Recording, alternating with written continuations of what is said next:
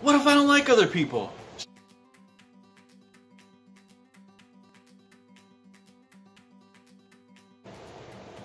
Hey, John Campbell here again to talk through another one of Dale Carnegie's principles about how to stop worrying and start living. You know, now we're in an environment here with the COVID-19 coronavirus lockdown, and there's a lot of stress and a lot of worry going on.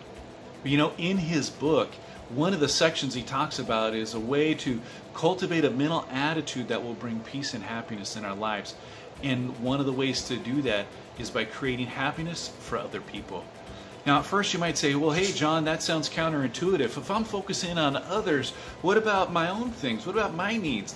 Well, let me know, by no means does this take away from self-care. We know that that's extremely important.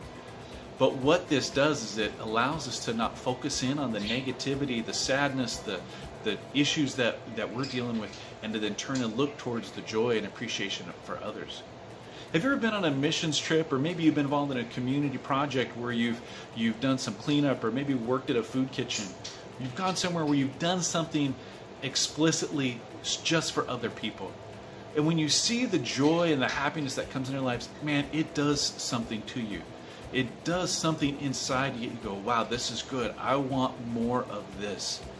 Now, I just finished reading the book Atomic Habits by James Clear, and he talks about getting 1% better every day, to create those little practical steps in our lives so that we can make these habits in our life. That 1% every day will be a lot over a year. Well, now maybe in your life, I challenge you to see if you could create happiness for others and do it for 14 days in a row and see if that makes a difference in your life. I hope it does. I hope that you have a wonderful time. I hope that you can get through this stress and worry, and that you can find joy, find peace, and find happiness.